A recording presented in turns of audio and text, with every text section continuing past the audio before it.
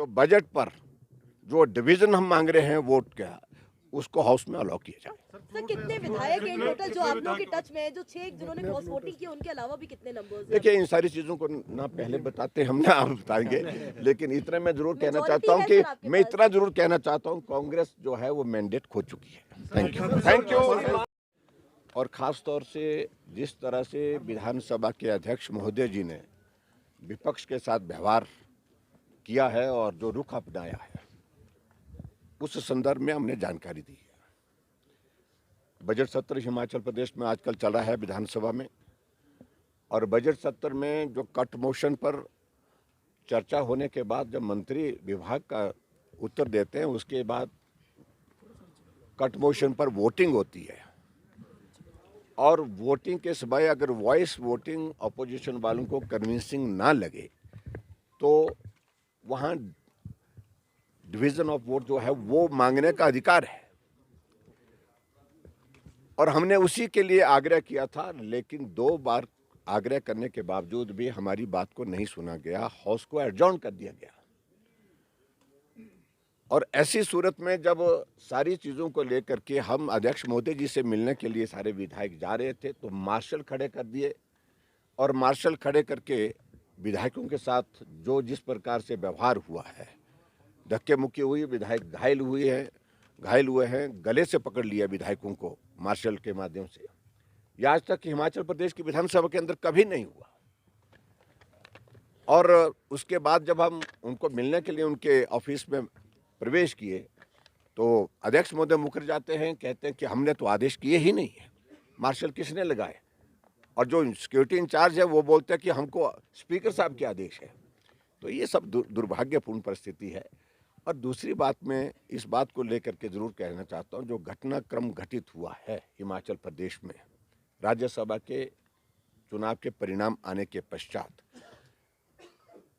Bharatiya Janata party के हमारे जो प्रत्याशी थे हर्ष महाजन जी, वो जीते हैं, और सरकार बहुत बड़े बहुमत में थी, उसके बावजूद भी जीते हैं।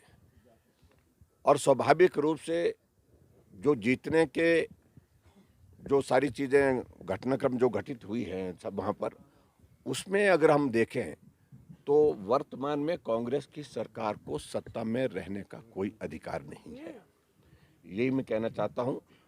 और वो अभी जो जानकारी हमने इस संदर्भ में, खासतौर से जो घटनाक्रम घटित हुआ पिछले दिनों में, उसके बारे में अपनी जानकारी जो है हमने महामहिम राज्यपाल महोदय जी को दी। सर डिवीजन ऑफ वोट्स होगा सर, आज डिवीजन ऑफ वोट्स होने की देखिए, हमें कई तरह की एप्रीहेंशंस हैं कि जिस प्रकार से व्यवहार विधानसभा अध्यक्ष का है, वो हमारे विधायकों को सस्पेंड कर सकते हैं ताकि कंफर्टेबली बजट को पारित किया जा सके।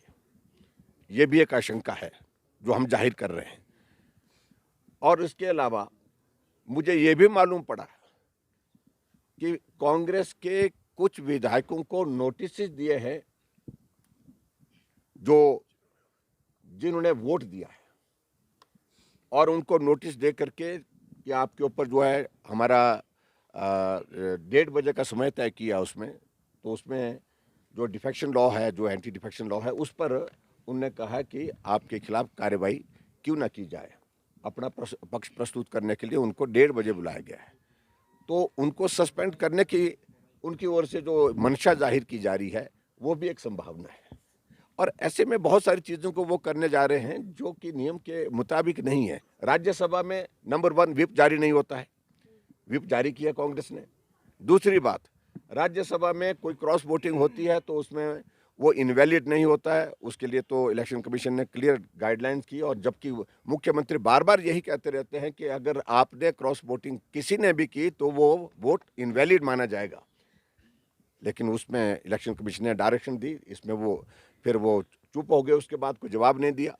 और उसके बाद अब जब इसमें जो है वो दल बदल कानून का कोई रोल ही नहीं है, उसके बावजूद भी विधायकों को प्रताड़ित करके, तंग करके, उनको परेशान करके इस प्रकार के कार्रवाई करने की दिशा में वो आगे बढ़ रहे हैं।